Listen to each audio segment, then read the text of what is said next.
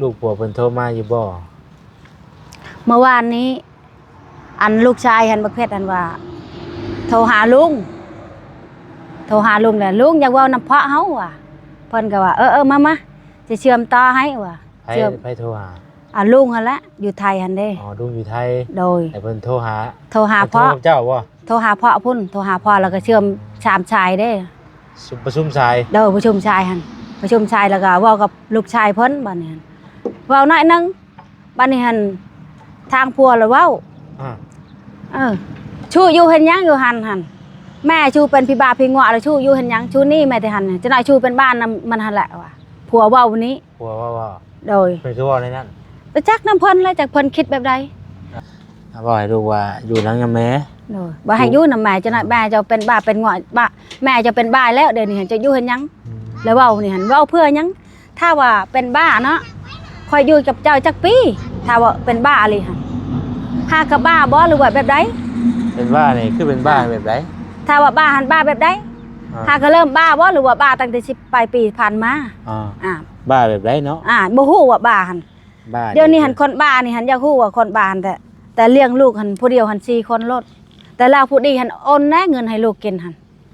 จักเพิ่นเครียดหยังแค้นหยังก็เดี๋ยวก็ดอถ้าว่าเครียดแค้นหยังที่ว่าอยากให้ลูกเมียว่าสิ่งหยังที่ว่าลูกผัวบ่มักคำตัวใดว่าบ่ดีคำตัวใดว่าบ่เอาและคำสิหันเจ้าสิขอโทษขออภัยบ่สิขอโทษลูกผัวเดี๋ยวนี้โลดสิ่งที่เว้าบ่ดีหั่นน่ะถ้าแนวใดพึกใจเนาะโดยเว้าหยังที่บ่ถูกใจเพิ่นหั่นน่ะแต่นี่หั่นเฮ็ดหน้ามันปัดทิ่มโลดแล้วบ่เอาทำคือว่าเป็นแบบนี้ก็นักใจอยู่ถ้าว่าลาไปเฮ็ดเหตุการณ์ก็เฮ็ดได้อยู่แต่ว่าบ่เล่านำเมียแต่ให้เว้านะนำลูกหั่นโทรศัพท์ลูกก็มีในเมื่อว่าชีวิตเป็นแบบนี้แหละแล้วสิเฮ็ดจังได๋ดำเนินต่อไปแบบใดบัดนี้กับชีวิตเบิ่งสัก 2-3 เดือนเบิ่งก่อนเราจะโอนเงินให้บ่ถ้าโอนให้ก็ยังว่าเพิ่นยังหักแพงลูกอยู่คือตอนนี้น่ะยังรอเบิ่งก่อนเนาะรอเบิ่งเงินเพิ่นก่อนรอเบิ่งสถานการณ์ก่อนว่าเพิ่นสิส่งเงินแบบใดเพิ่นสิยังคิดเห็นเฮาบ่หรือว่าใดๆเนาะแต่ว่าอยู่ไปประมาณ 2-3 เดือน 4-5 เดือนต่อไปได้ยังเป็นแบบนี้คือเก่านี่ก็เงินคำบ่ได้แล้วจะเอาเงินใช้บัดนี้หั่นบัดนี้สิได้ตัดสินใจบ่บัดนี้ถ้าว่าฮอด 2-3 เดือนถ้าว่าเพิ่นบ่ได้นั่นแล้วก็ตัดสินใจแล้วบัดนี้ต้องลาเฒ่าลาแก่บัดนี้ต้องฮอดพ่อฮอดแม่เด้บ่ฮอดบ่ได้พี่ฮอดน้องแล้วบัดนี้โดยยังบ่ถึกคอตอกเถียงลูกผัวก็ขอโทษให้กลับมาหาอยู่คือเก่าเฮ็ดทานอยู่คือเก่านี่ได้เดี๋ยวนี้ขี้คร้านย่อยังล่ะเมื่อยมาแล้วก็ถ้าว่าคำเว้าคำจาใดที่ว่าบ่ถูกบ่ต้องกับลูกกับผัวเนาะโดยเฮาก็ยังพี่น้องแม่นต่างคนต่างปรับใส่กันนั่นแหละค่ะว่านั่นก็เจ้าบ่มักแบบนี้ข่อยก็บ่มักแบบนี้ก็ต่างคนต่างปรับใส่กันเนาะขอโทษกันแล้วก็ให้อภัยกันแล้วก็ให้กลับมาเป็นครอบครัวที่อบอุ่นคือเก่าเนาะถ้าว่าครอบครัวมาอยู่คือเก่านี่หั่นดีที่สุดเพราะว่าบ่อยากปะมื้อนี้ก็เนี่ยมาเยี่ยมมายามเอาข้าวมาเด้อเอาข้าวมาให้แล้วก็กับต้มขนมนี่แหละให้ลูกให้เต้าเอาให้เพิ่นชวนกินเด้อข้าวนี่ก็เป็นของทางแม่ฮักไปหน่อยเนาะโดยเอาแบ่งกินน้ำเด้อบ่าวแชนขอให้อยู่ดีมีแรงขอให้ร่ำให้รวย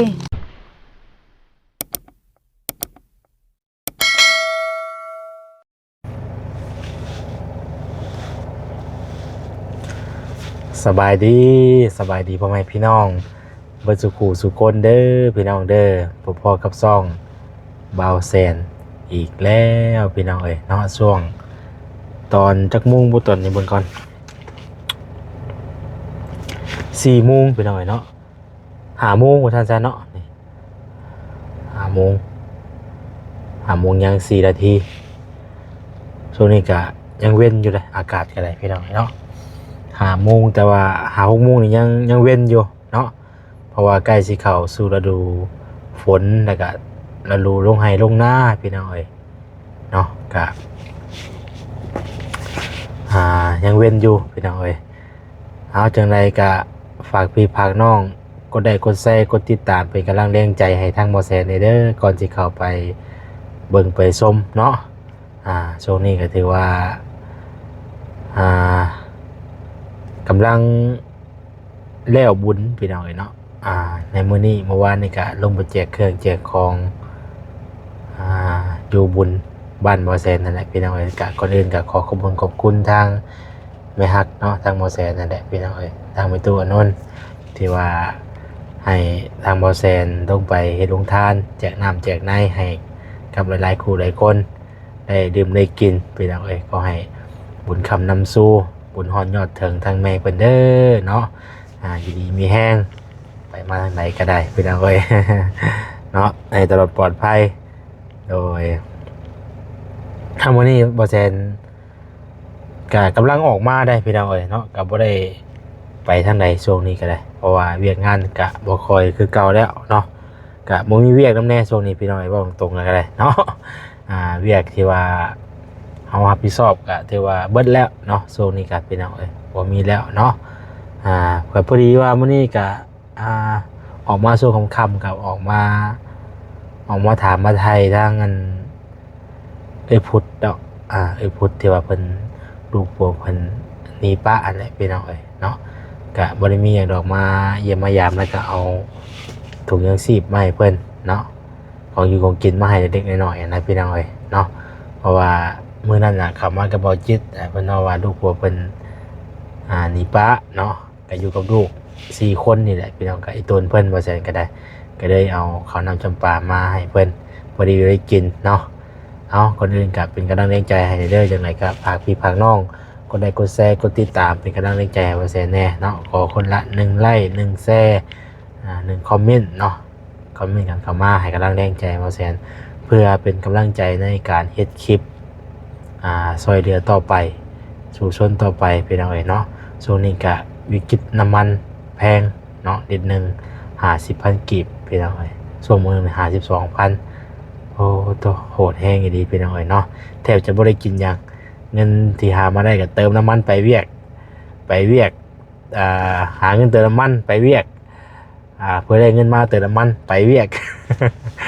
ไปพอไล่ห้างพี่น้องเอ้ยเนาะ3 นาทีแล้วเดี๋ยว FC มันสิว่าเปิดกล้องโดนโพดเนาะไปเบิ่งมุสลิมกันพี่น้องเอ้ยพี่น้องเอ้ยสบายดีเอ้ยโอ้อยู่เฮือนอยู่เนาะฮะไล่ไก่โอ้ไก่หลายเลี้ยงไก่บ่นี่มานั่งนี่ก็ได้เนี่ยโอ้ยสบายดีเด้อทางเอ้ยพุทธพี่น้องเอ้ยเนาะช่วงตอน4-5 โมงเนาะโดยอยู่เฮือนพอดีมื้อนี้ก็ได้เนาะโดยอยู่ตลาดบ่ได้ไปใช้บ่ได้ไปทางใดบ่ได้ไปใช้บ่ได้ไปทางใดอยู่น้ำเพื่อนน้ำซ่านเนาะโดยเบิ่งลูกเบิ่งเต้านี่แหละ4 คนบ่ลูกเจ้าโดยถ้าว่าไปโรงเรียนก็ซ้ำนี่หั่นย่างไปแล้วย่างไปหาลูกย่างเขาไปโรงเรียนน่ะบ่โดยถ้าว่าเขาไปโรงเรียนนะมีภายในไปโรงเรียนอาดากับบักขาวคนโตกับเชื้อลายอันนี้นะตัวดำมุกกว่าโมงทางเข้าโรงเรียนปอใดอนุบาล3อนุบาล3บ่อยู่ใช้โรงเรียนบ้านห้วยโดยทางมาจะเลยจะผ่านทันได้เลยขัวมาผู้โดยย่างไปนี่บ่ได้มีรถจักรขี่เพิ่นไปส่งเพิ่นบ่มีรถก็บ่มีแล้วก็ตอนเช้าย่างไปช่องแล้วตอนแรกลูกเจ้าผู้หญิงบ่ผู้หญิง2 คนบ่ผู้หญิง2ชาย2อ๋อผู้หญิง2ชาย2โดยผู้หญิงน่ะผู้กกบ่โดยอ๋อวันนี้ผู้ชายหมดบ่ว่าก็ขออนุญาตนำพี่น้องบ่แซงก็บ่ได้ฮู้เรื่องราวครอบครัวเป็นปานใดดอกเพราะว่าเมื่อนั้นก็มานำบ่จิตเด้ก็ได้ฮู้แต่ก่อนเฮาก็แนมเห็นอยู่นี่นะว่ามีเฮือนหลังนึงน้อยๆนะแต่ว่าก็บ่ได้พากันบ่ได้ขึ้นมาเป็นเฮือนเอ้ยเนาะนึกว่าเพิ่นคือสิมีอยู่ดอกมีดินมีดอนให้นาตะก้าคือจังว่านั่นอยู่นะดินเพิ่นเบ็ดก็อยู่เฮือนตุ๊บบ่โดยนั่นน่ะเบ็ดอันอยู่เฮือนตุ๊บแล้วบัดนี้หันอยู่เฮือนตุ๊บผ่านมาแล้วเบาเบิ่งว่ากลุ่มเบาตูนเขาโทรมาหาบัดนี้บ่ไม่มีเฮือนเด้ก็เอาตัวเองนั่นน่ะได้เอาดินนี่ก็ได้ปวดขาตุ๊บอยู่หุ่นตูบน้อยอยู่ตูบแล้วนี่หันที่มันมากกับอยู่ตูบตัวนี้ก็ตูบได้ตัวนี้หันอยู่ตูบก็อยู่ตูบบ่โดยที่คอไก่นี่ก็ใหญ่แต่คอไก่แล้วมาอยู่พี่หันแต่ก่อนอยู่คอไก่โดยอยู่หม่องคอไก่นั่นบ่โดยอยู่หม่องคอไก่โดย บ่ได้ไปหาอยู่หากินทางใดเนาะ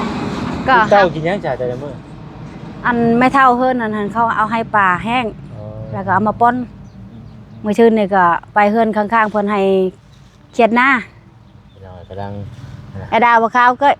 ลูกเต้ากัน สบายดี สวัสดีครับเด้อ ไอ้นางบ่เป็นช้ำ กำลังพากันตะมุตะมอยอยู่เนาะ โดย กำลังคุมอยู่คุมกินได้ใช่ไหมเนาะ โดย พี่น้อยกำลังเป็นตะหักตะ ความลำบาก เป็นจะได้ใช่ทาง ผัว ผัวลูกผัว อ๋อ ลูกเพิ่นทางลูกผัวเพิ่นโทรมาอยู่บ่ เมื่อวานนี้ อันลูกชายหันบักเพชรอันว่า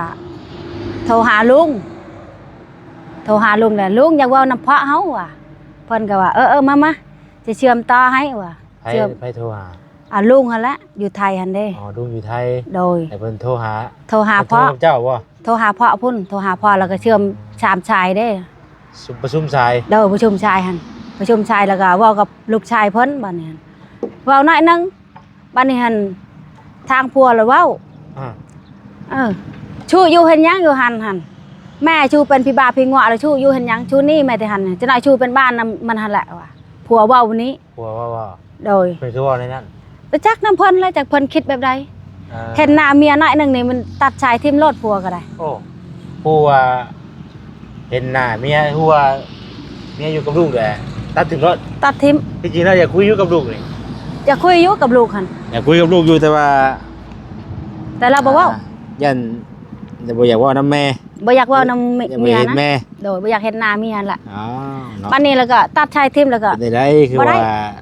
เครียด เครียดหยังเครียดแค้นหยังก็อยากฮู้เลยเป็นหยังมันจึงเป็นแบบนี้หั่นนะ เนาะพี่น้องเอ้ย โดย โอ้ย ลูกอยาก เนาะ เว้านํก็บ่ให้เว้า ทั้งปู่ย่าได้เพิ่นว่าใดๆเพิ่น ปู่ย่าก็ เพิ่นมาหาอยู่บ่ มาอยู่มื้อชื่นนี่เรากินฮอดลานแล้วก็ย่างมาแล้วก็ลาน เพิ่น บ อยู่ใช้เพิ่นน่ะอยู่บ้าน อยู่หน้าบนห้วย อยู่ไกลบ่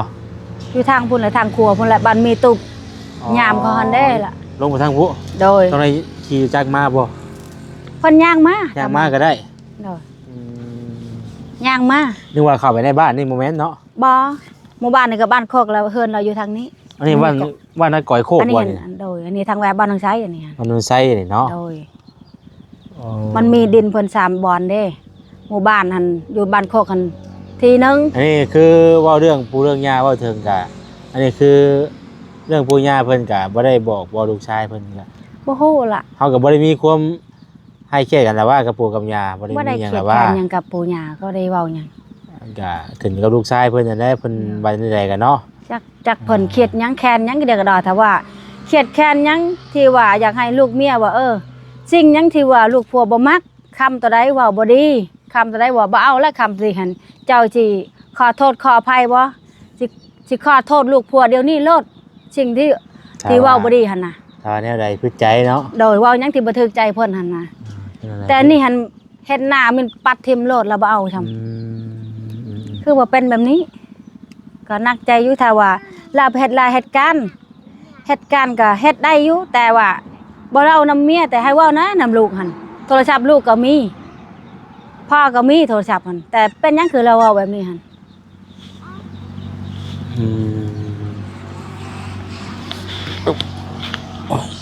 เป็นได้เสียพี่น้องเนาะ คือเราเครียดแค้นหยังก็รอแท้อยากฮู้พ่อแม่พี่น้องก็อยากฮู้คือกันนั่นแหละว่าเป็นหยังให้เราเว้าเป็นหยังเหรออยากปะบ่หรือแบบใดหรือว่าให้รอท่าแบบนี้ตลอดไปหรือว่าแบบใดถ้ารอก็รอแบบใดโทรก็บ่โทรนี่มีแต่ปิดชายตลอดนี่นะความคิดเครียดหยังแค้นหยังเดียวก็ดอแท้อย่างเพิ่นเว้าหั่นละมันหยังของเจ้าให้เอาไปนี่ฮะ มีอย่างได้อยากสิว่าซื้อไว้ จนบ่เป็นที่เว้าเป็นไม่เป็นหยังก็มันอยู่ในนี้หมดหับหลักจางนำกัน มันยังค่าสิว่าสมสางเนาะ สิเฮ็ดได้ก็เฮ็ดกับน้าบ่าว3คนหั่นมีหยังแน่น้าบ่าวก็หาเงินหาคำก็โยใช้เฮือนแล้วก็ทางเจ้าก็เฮ็ดทานขายมันลบกะดำหน้าโยใช้เฮือนนี่มีเท่าใดก็โยใช้เฮือนใช้ตะปอกตะปูก็โยใช้เฮือนหมดบ่เป็นที่ว่าเท่าใดตะปูเท่าใดเท่านั้นเท่านี้บ่ฮู้จนได้เฮือนหลังนึงแต่ยังบ่ได้บอกเท่านั้นหั่นล่ะ นะว่าแสงก็เริ่มถามต่อพี่น้อง โดย อันที่เพิ่นว่าสู่อยู่หยังนำแม่คือบ่เพิ่นให้อยู่ลูกเพิ่นไปอยู่ไส เพิ่นทันได้อยู่ให้อยู่นำแม่ย่า อ๋อเพิ่นโทรมาหาลูกแล้วว่าบอกให้ลูกว่าอยู่หลังนำแม่ โดยบ่ให้อยู่นำแม่จะน่ะแม่จะเป็นบ้าเป็นงอยบ้าแม่จะเป็นบ้าแล้วเดี๋ยวนี้จะอยู่เฮ็ดหยังแล้วเว้านี่หั่นเว้าเพื่อหยังถ้าว่าเป็นบ้าเนาะค่อยอยู่กับเจ้าจักปีถ้าว่าเป็นบ้าอีหลีหั่นหากับบ้าบ่หรือว่าแบบใด เป็นบ้านี่คือเป็นบ้าแบบใด ถ้าว่าบ้าหันบ้าแบบใดหาก็เริ่มบ้าบ่หรือว่าบ้าตั้งแต่10ปลายปีผ่านมา อ่าบ้าแบบใดเนาะ บ่ฮู้ว่าบ้าหัน บ้า เดี๋ยวนี้หันคนบ้านี่หันอยากฮู้ว่าคนบ้าหันแต่เลี้ยงลูกหันผู้เดียวหัน4คนรถแต่ลาวผู้ดีหันโอนแน่เงินให้ลูกกินหันของผู้ดีหันนะ เพิ่นได้อยู่บ่เพิ่นไปหาเงินก็ได้อยู่บ่ บ่ฮู้แต่ได้ยินข่าวว่าเงินลาวออกแล้วเราเฮ็ดงานรปภวันละ450 บาทอยู่ไทยหัน โอ้เป็นวรพยามบ่ โดยเป็นยามอยู่รปภพุ่นวันละ450เดือนหนึงคูณเอาเท่าใดบ่ฮู้ตัวนี้ วันละ400ปลายโอ้ก็หลายๆแบบนี้เนาะเป็นจะได้ค่ะของเซาเขาซื้อบ่ล่ะเนาะมันก็นั้น ถ้าว่าเราคิดก็บ่ให้คิดหยังว่า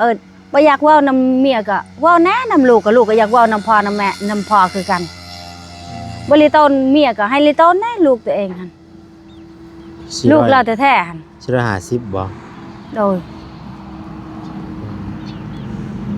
หมื่นปลายเนาะเดือนละหมื่นปลายระวังตกเด้อด่าเด้อเสียเลยเนาะไปพากันอยู่ไปเนาะ อยู่ไปเรื่อย วันก็ได้อยู่มอง ๆบ้านใดมีรับจ้างก็ไปแต่ว่า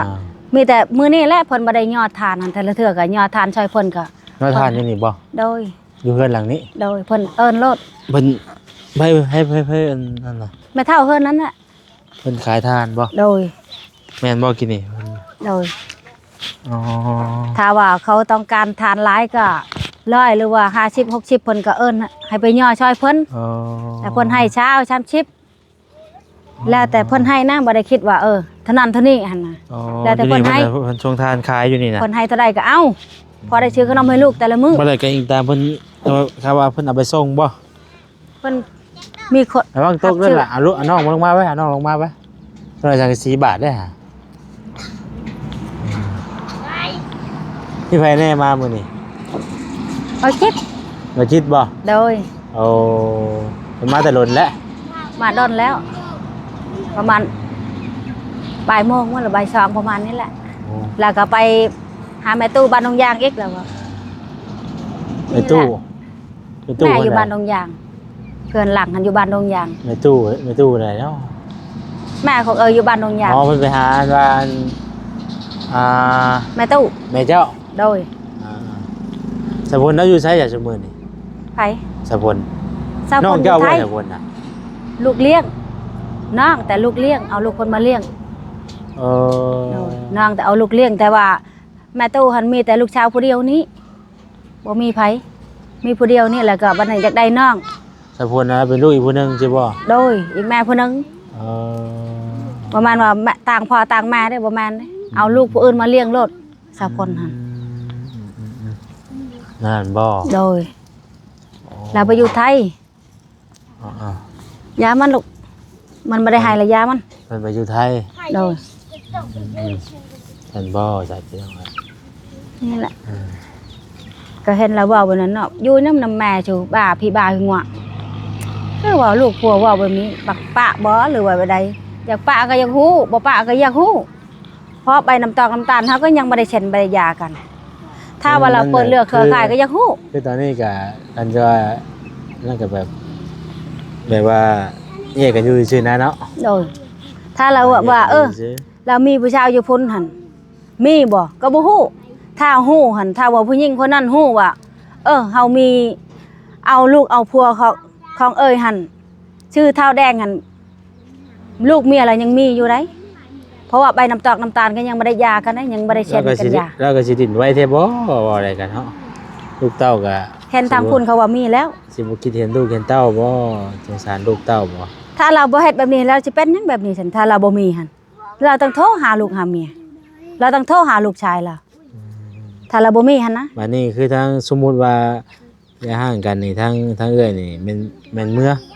อยู่ ถ้าว่า เพิ่น ห่าง แม่ อะไรก็เป็นได้ก็เขาอยากปะอะไรก็ บัดนี้น่ะ จำเป็นเลย ทางแม่คุยกันได้ใช่กับมันทางเอื้อยน่ะคุยกันก็ได้กับแม่ ก็ได้แล้วแต่ถ้าว่าเพิ่นอยากปะอะไรก็ต้องจำเป็นเมื่อแล้วบ่อยากอยู่เฮ็ดได้เนี่ยบ่แม่นดินเฮาเฮินเขาเนาะดินดอนตอนหญ้าเนี่ยเป็นเฮือนเขาหมดดินเขาหมดถ้าเขายกให้ก็ให้ลูกก็ดีย่านเพิ่นบ่ให้บ่แม่นชมช่างหั่นสิเว้าได้ บัดนี้สมมุติว่าเด้อถ้าว่าได้ป้าห่างกันดีๆอะนะบัดนี้เพื่อนซ่านหรือว่าลูกเต้าด้วยจ้ะเฮ็ดได้บัด แล้วแต่ลูกจะอยู่นี่ก็อยู่จะอยู่บ้านนองย่างก็อยู่แล้วแต่เขา แต่จะได้เฮือนหลังนี่แหละเฮาช่างจนได้เฮือนหลังซำนี้แหละมันคือว่าลูกผัวเป็นแบบนี้หนึ่งที่จะได้เดี๋ยวนี้เห็นเป็นหยังจังจะได้ที่สุดจึงบ่ไปใช้เพราะว่าบุกเบิกให้นาอยู่บ้านห้วยหั่นหมดเงินไป4ล้าน อ๋อ แล้วบัดนี้เฮือนเฮาก็ได้ ตัวได้เนาะครูผัวเมียก็ให้เมียก็ตอนถูกต้องปกครองกันเมียเฮาก็เฮ็ดเฮาก็หาแนวอยากได้เด้เนาะ โดย เมียเฮาก็อยากได้แม่นบ่ล่ะถ้าสิว่าหานํกันเฮ็ดนํกันลูกเมียให้ว่าเนาะครอบ โดย ครัวแล้วพอมีปัญหาแล้วก็ยากอยู่แหล้ว แต่เฮาได้เฮือนได้ชานแล้วบัดนี้คือว่าไปแบบนี้หั่นนะเขาวน้ำจำปาเฮาก็มีกินแล้วคือว่าเป็นทางอื่นบัดนี้คือบ่ฮู้เลยนะบ่ฮู้ความคิดของเพิ่นหั่น แต่ในเมื่อว่าชีวิตเป็นแบบนี้แหละแล้วเอ้ยสิเฮ็ดจังไดดำเนินต่อไปแบบใดบัดนี้กับชีวิต เบิ่งสัก2-3 เดือนเบิ่งก่อนเราจะโอนเงินให้บ่ถ้าโอนให้ก็ยังว่าเพิ่นยังหักแพงลูกอยู่ คือตอนนี้น่ะเอ้ยยังรอเบิ่งก่อนเนาะ รอเบิ่งเงิน รอ เพิ่น เบิ่ง ก่อ ส น ถานการณ์ก่อนว่าเพิ่นสิส่งเงินแบบใด โดย เพิ่นสิยังคิดเห็นเฮาบ่หรือว่าใดๆเนาะ โดย แต่ว่าอยู่ไปประมาณ 2-3 เดือน 4-5 เดือนต่อไปได้ยังเป็นแบบนี้คือเก่านี่ ก็เงินคำบ่ได้แล้วจะเอาเงินใช้บัดนี้หั่น บัดนี้เอ้ยสิได้ตัดสินใจบ่บัดนี้ ถ้าว่าฮอด2-3 เดือนตัดสินถ้าว่าเพิ่นบ่ได้นั่นแล้วก็ตัดสินใจแล้วบัดนี้หั่นต้องลาเฒ่าลาแก่บัดนี้ต้องฮอดพ่อฮอดแม่เด้ บ่ฮอดบ่ได้ พี่ฮอดน้องแล้วบัดนี้ โด เนาะ ยเพราะว่าเงินคำเพิ่นก็บ่โอนให้เด้เป็นหยังใช้ลูกผัวว่าข้อหนึงนี่ล่ะว่าไปเฮ็ดลาเฮ็ดการหาเงินหาคำให้ลูกให้เมียบัดนี้บ่ได้เงินได้คำนี่เฮ็ดจังไดเงินก็บ่ได้ อืม ไปหาหยังถ้าจะบ่ปะห่างช่างหนี่กัน คืนนี้แบบนี้มันจะรอดบ่เพราะว่าใบน้ำตาลเขาก็ยังบ่ได้ฉีกกัน ยังบ่ได้หย่ากันยังอยู่คือเก่านี่เอ้ยก็ยังอยู่เฮือนเขาอยู่เดี๋ยวนี้นี่นะ เฮาก็ยังอยู่กับชีวิตนี่เนาะ ทั้งที่เฮือนเอ้ยบ่แต่ดินเพิ่นนี่ก็ยังอยู่บ่อนนี้บ่อนเดียวยังบ่ได้ไปใส่ก็เว้ากันเฮือนหลังนี่หั่นถ้าว่าเราจะเอาคนอื่นแทนบ่หรือว่าแบบใดนี่ว่าสิหนักเติบแหละ โอ้จักสิว่าย ากเติบแหละตัวนี้ จักสิคุยกันจังไดเนาะ เนาะ แล้วเพิ่นก็มีเกเพิ่นคุยกันรอบบ่ได้เนาะ โดย เราก็บ่จักว่าสิคุยกันได้แต่ว่ามันก็มีสิมีทางอยู่หรอกบ่ได้เนาะ โดย แต่ว่ามันก็คุยกันเพื่อสิเข้าใจกันมันก็ยากอยู่หั่นแหละ โดยฮอดจุดนั้นก่อน ฮอดจุดนั้นก่อนเนาะตอนนี้เฮาก็ยังแค่ยังบ่ ตอนนี้ว่าจะบินก็ยังขึ้นบ่ได้ว่าสิ ถ้าว่า สูงก็ยังไปบ่ ถ้าร อ ว่า ด มันเป็นไปได้ก็บ่อยากให้เป็นได้เนาะเอ้ยเนาะ ถ้าว่าเป็นไปได้ บ่อยากให้เป็นคือว่าได้เนาะบ่อยากให้ป้ายห่างกันได้เนาะ บ่ บ่อยากป้าห่างกันบ่อยากอยู่ร่วมกันแบบ โดย คือว่านั่นแหละพี่น้องเอ้ย เรื่องเป็นไปได้ ว่าให้ปะห่างครั้งนี้บ่เป็นจังไดเอ้ยก็บ่ปะลูกผัวผู้นี้บ่ปะเด็ดขาด นั่นว่า แต่ละอยากปะแล้วเฮ็ดได้จังได๋ล่ะก็บ่เอาเด้จำเป็นที่ลูกผัวบ่เอาบัดนี้ แต่เรื่องเอ้ยนี่เว้าคำเดียวบ่ปะเป็นใดก็บ่ปะลูกผัวผู้นี้ ดูมีเต้าร่วมกันนะเนาะ โดย สาย ถ้าบิเลโตนเอ้ยให้คิดฮอดลูกแน่ดิโตนลูกแน่ขนมแต่ละมื้อเอาใช้ ถ้าว่าปั้นเห็นหยังลูกไอ้ดาวบ่ข่าวอยู่นำแม่ใหญ่เด้อบักเพชรกับอนางหันให้อยู่นำแม่คือขอโทษได้คือว่าคือปั่นคือหมูคือหมาแท้ ปั่นกันนี่ คือว่าปั่นแบบนั้นเพิ่นคือว่าแบบนั้น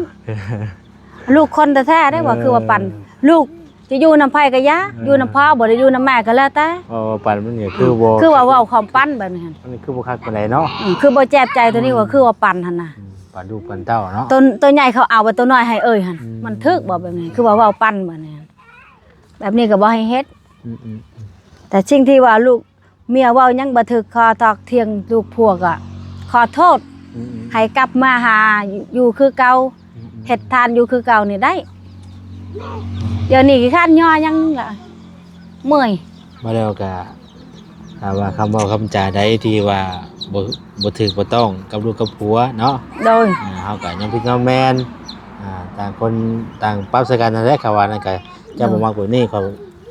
อยก็บ่มักแบบนี้ก็ต่างคนต่างปรับใส่กันเนาะ โดย ขอโทษกันแล้วก็ โดย ให้อภัยกันแล้วก็ให้กลับมาเป็นครอบครัวที่อบอุ่นคือเก่า โด เนาะ ยถ้าว่าครอบครัวมาอยู่คือเก่านี่หั่นดีที่สุดเพราะว่าบ่อยากปะ เฮาบ่ได้อยากกล้าเนาะ บ่ปะเขา เฮาบ่ได้อยากป้าเพิ่นหนีเฮาเองแม่นบ่ โดยเขานี่เอาเองแต่บ่ ตอน ปะ นั้นไปนะฮู้อยู่บ่จ้ะ ฮู้ ไปตอนใด ไปวันที่12 ได้บอกอยู่บ่ ตอนเราไปหันเราบ่บอกจักคำเลยบ่ได้เว้าหยัง เก็บเสื้อผ้าไปเลย มีแต่เราเว้าหันไปนอนอยู่หน้าบ้านห้วยเดือนหนึงไปนอนนำเราอยู่หน้าบ้านห้วยหันทั้งที่เฮือนเฮามีแต่เราบ่กลับคืนแล้วล่ะว่าเราจะไปต่อเรื่อยๆแล้วว่าไปนอนอยู่หน้าบ้านห้วยพอดีเดือนหนึงเป็นเราเวลามือเราลงบัดนี้เรามาหาน้าบ่าวอยู่พี่ถามแต่ลูกว่าใช่น้าบ่าวลูกก็ชื่อว่าอยู่เต้าพุ่นบ่ได้บอกว่าใช่ว่าไปกันเด้อเฮ้ยเด้อเบิ่งลูกเบิ่งหลานเบิ่งลูกเฮาเด้อบ่ได้เว้าจักคำ เนาะ บ่มีแต่แต่งตัวโก้คือวัยรุ่นเพิ่นนี่ เพิ่นยังน้อยกว่าบ่ลูกกลัว ฮะ เพิ่นอายุยังน้อยกว่าเจ้าบ่ ผัวหันอายุ30 โอ้ โดย ยังอ่อนอยู่เบาเจ็บก็เห็นล่ะ บ่เคยเห็นบ่แซ่บ่เคยเห็น โดย เนาะ ยังอ่อนไผเห็นก็ยังว่าอายุประมาณ38 39แล้วหัน30ซื่อๆยังอ่อนคือหน้ายังวัยรุ่นหั่นนะยังเด็กเอาผัวเด็กโดนแต่เบาตูนมาสัมภาษณ์ตอนนั้นก็เขาก็ไผก็ยังมาเบิ่งว่าผัวเด็กหั่นกินยาอ่อน โอ้หลายแสดงว่าทีมงานเข้ามาหลายคนแต่ก่อนแม่นบ่ แต่ก่อนหันหลายตอนเขาช้างเฮือนชาวพลกับชาวแตวหันเด้ เจ้าเข้ามาหลายเนาะ โดยตอนหันหลาย เข้ามาอยู่ในไทยอยู่นี่บ่ ฮะ ไทย ไทยอยู่ในนี้ไทยอยู่เฮือนตูบตัวอีกเขามางเลยเด้ บ่แจ้งก็บ่ฮู้นึกว่าเพิ่นอยู่ไสนะอยู่นี่ซะเนาะ เบิดคนมาหันเบาตูนมีแต่ทีมงานเขามาหมดเขาว่าใช่จะกินยาอ่อนอะไรบอกไผๆก็ยังมาเบิ่งบ่นี่จุอาจารย์จุให้เขาก็มาเบิ่งหมดก็แม่นอะไรนี่เบิ่งเอาเหรอยาอ่อนอะไร บ่ได้กับผัวอายุน้อยแน่นะ น้อยลง เนาะ โดยผัวยังอายุน้อย โอ้ยพี่น้องเอาเบิ่งก่อนเดี๋ยวว่าฉันเอานี่มาให้ก่อนกลับมา เท่า เห็นมาอย่างนั้นได้บนนี้ก็ได้เบิ่งก่อนพี่น้องเอ้ยไปมาเยี่ยมมายาม อย่าปาก ข้าวน้ำเสียงเลย นี่แหละ เอาเบิ่งก่อน ถ้าว่าเป็นความจริงเนาะพ่อแม่พี่น้อง อยากให้ลูกพัวกลับมาหาลูกมาหาเต่านี้ ว่าให้ปะห่างช่างนี้บ่อยากปะลูกพัวคนนี้หั่นอยากให้ลูกพัวกลับมาคือเก่าบ่มีเงินบ่มีคำก็เฮาหาเฮ็ดทาน โดย ได้เต้านึงก็1,000-2,000ก็พอละ เอานี่เด้อเอ้ยบ่ฉันมื้อนี้ก็เนี่ยมาเยี่ยมมายามเอาดีเอาข้าวมาเด้อ โด เอา ย ข้าวมาให้แล้วก็กับต้มขนมไปแล้วให้ลูกให้เต้าเอาให้เพิ่นดูกันกินเด้อข้าวนี่ก็เป็นของทางแม่ฮักไปหน่อยเนาะโดยเอาแบ่ง ขอบ กิน ใจ น้ำ เด้ เด้อ อบ่าวแซนขอให้อยู่ดีมีแรงขอให้ร่ำให้รวย โดย ให้ไปใส่ก็ให้บ่าวแซนเดินทางปลอดภัยเด้อขอให้อยู่ดีมีแรงทั้งครอบครัวบ่าวแซน โอ้ยสาธุเนาะเอาอยู่ในนี่ก็มีปลากระป๋องมีข้าวเด้อเด้อพอได้อยู่ได้กินบ่แซนก็เอามาต้อนเด้อมาฝากมาต้อน พอได้อยู่ได้กินเป็นเอาเอ้ยเนาะและพอสู้ลูกสู้เต้ากินลูกก็หลายคนซ้ำ อันนี้ก็จะได้หมดแล้วนี่ เนี่ยว่าหายังบ่ทวงบ่ทันกันจังห่วยเนาะเพอมันนี่มันก็มีเด้นี่มีข้าวอีหยังบ่ โอ้ย อ่า ดีใจหลา ข้าวย4โลเด้อข้าว4โลนี่อยู่ข้าวนี่ ว้าวมีอีก มีมี อ่ะปลากระปักอีกไว้ มันมีแบบชุดแบบเดียวกันนี่นี่ไม่ได้ ได้แล้วไปให้ลูกกินแล้ว เออ ไอ้ลูกชิลูกกินเต้ากินนี่ก็เขานี่แหละเขาซีโร่นี่ก็ไม่มาชุดกินเด้อ ขอให้อยู่ดีมีแห่งเด้อให้เดินทางปลอดภัยให้ ถึกลอตเตอรี่รางวัลที่1นะบ่าวแชนก็ได้ ถูกเนาะ เอามาให้นะพอได้ชื่อไฟฟ้า เอาบ่ได้ไฟฟ้าบ่จ้ะ บ่มีบ่าวแช เอน อ ใส่โคมเอา ใส่โคมเอาบ่นะ โดย โอ้ยพี่น้องเนาะเฮือนหลังบ่งามๆแบบ อันนี้ มี หัน ไฟฟ้า มัน เนาะ หมดแล้วได้บ่าวแชน เออ บ่มี บ่ โดย เอาเฮ็ดได้ซะบัดนี้ อยู่มืด อยู่มืดเอาใต้โคมนี่ ใต้โคมเอาถ้าบ่มีโคมก็มื้อนั้นบ่มีโคม ลืมโคมในเฮือนเขาคิดว่ามันเสีย อืม นั่งใช้โคม ทางลูกก็เอิ้นแล้วบ่นี่อีแม่อยู่ใช้ จิเหยียบกันแล้วบ่นี่ เอออืมพี่น้องไอ้พวกไปกินโอ้ไปกินเด้อหำเด้อเด้อน้องปันให้ชูเพิ่นกันกินเด้อโอ้ตัวแซ่บอยู่บ่ล่ะแซ่บบ่ ดาว แซ่บบ่แซ่บโอ้คักหลายพุ่นน่ะไปกิน แบบนี้แหละบ่ใช่ โอ้ จะได้เรียบหมดเลยคราวเดียว ออ เกลือลูกเป็ด กำลังพุ่มกินเนาะ นั่งหมดนั่ง ไปกันกินเด้อนมกันเด้อ โอ้ยเป็นอะไรนี่แหละลูกเต้ากันเอาหมอเอาแม่อะไรพวกอยู่พวกกินเนาะเออ หัวไล่ถุงนึงเมาถุงนึงไปผู้เดียวเลยทั้งน่ะ ไปกินได้แต่นั้นเลย เออโอ้โดยอ่ะเอาจังใดกะคือว่าแหละพี่น้อยทั้งเฮากะเป็นกำลังใจทั้งเอ้ยเพิ่นนั่นแหละเด้ออยู่ดีมีแห้งกันแล้วเจ้าก็ได้ โดย สู้ๆแหละเด้อ โดย จังใดก็ขอให้เรื่องราวแบบนี้แหละมันผ่านพ้นไปด้วยดีเพียงบ่ให้มีอย่างเกิดขึ้นเนาะ โดย ให้ครอบครัวกลับมาอบอุ่นคือเก่าบ่ให้แตกให้ห่างกันได้บ่เนาะจ้าทุกมาจ้ะ เอาเนาะก็บ่อยากให้เป็นแบบนั้นเนาะเพราะว่าทางเจ้าก็ยังหักครอบครัวอยู่ก็บ่ได้ว่าอยากไปอยากห่างลูกผัว จะอยู่ก็ใช้สิอยู่ใช้ถ้าเฮือนสมมุติว่าเมื่อเฮือนตัวเองเนาะบ่แซน อืม ก็บ่มีหยังอยู่เฮือนเฮาหั่นอันนี้ยังใครนะว่าเพิ่นชอยนะ โอ้ย เฮือนชานบ้านอยู่ก็ยังว่าใครนะน้อยนึง อืม ไปอยู่พุ่นแห้งนัก ลูกน้องก็3แล้วอีก4เป็น7แหละสิกิน มี หยัง หลายคนเนาะ มัน7แล้วเด้ 7คน 7แล้วก็8ทั้งแม่9ทั้งแม่เฒ่า ถ้าว่าชาวพลมาอีกพอดี11คนบัดนี้อะเฮ็ด ห ได้ ลายคนเนาะ โดย โอ้ยเป็นอะไรเพราะว่าเฮือนหลังนั้นเพิ่นก็ขายเลยเนาะ โดย มันขาย อยู่เฮือนตู้ ใหม่เลย เฮือนใหม่นั่นแหละบ่แซนเด้อ เพราะว่าทางสะพลเพิ่นก็เพิ่นสร้างครอบครัวใหม่แล้วล่ะว่าตอนนี้ โดย อ่าพี่น้องเอ้ยเนาะเอาจังไดก็แล้วตามแต่พี่น้องอยู่ดีมีแห้งเด้อเด้อถ้ามื้อหน้าว่าจะมาเยี่ยมใหม่เด้อมื้อหน้ามื้อในเด้อ โดย มื้อนี้ก็บ่ ขอบ มีหยัง ใจ หลายพี่น้องเอาของฝากของต้อนมาให้เล็กๆน้อยๆแล้วก็สิว่ากันกลับแล้วบัดนี้ มาผู้เดียวมื้อนี้ก็ได้ แค่เท่านี้ก็ดีใจแล้วบ่แซนเอ้ยจ้าดีใจแล้ว โดยดูธรรมดาก็ได้ดอกเอ้ย เอาขอบใจละลายเด้อเด้ออยู่ดีมีแห้งโดยมาขอไม้แน่ เอาระเบิดไปบ่แซน ฮะระเบิดเด้อระเบิด มื้อนั้นมันเฮียได้มื้อนั้นน่ะโดยแซ่บบ่ห้ำแซ่บบ่อยากกินอีกบ่อยากกินอีกบ่มื้อหน้าเด้อมื้อหน้าสิมาต้อนใหม่เด้อทางความพ่อแม่เด้อเพิ่นบอกสอนเด้อทำมุตั้งใจเฮียนบ่ได้เฮียนก็ได้อย่าดื้อเด้ออย่าเป็นเด็กน้อยขี้ดื้อเด้อ หายใส่พี่น้องเอ้ย เอาเด้อเด้อสบายดี โดย วันที่1นะ โดยสาธุบอกได้นำเลยเด้อได้ยังจะออกอ่ะ เพิ่นกับเล็กป้าเด้อ เออ เอาวันจันทร์กับวันพุธและวันศุกร์ ลองเบิ่งเนาะ ลองเบิ่ง ลองเสียงเบิ่งเนาะ โดย โดยสาธุขอให้ถึงเลยกว่าเนาะ โดย เออ เราเบาได้ บ่คิดหน้าคุณ สาธุพี่น้องกันถือดีก็ได้เนาะกันถือรางวัลที่หนึ่งเลข6ตัวจักกัน 5,000นี่สิเข้าให้หลอกกันไฟ รถประชันยุดแลนไปหารถวันนี้มาแล้วตอนนั้นถึงวันที่ เดี๋ยวสิมาอันเข้าไพ่ให้เพราะได้รู้กันเรื่องถ้ามาถือดีก็ได้ ซอยเล็กเด้อ โดยสาธุบายบัดนี้ โดยไอ้ก่อนพี่น้องนอนอยู่ดีมีแฮง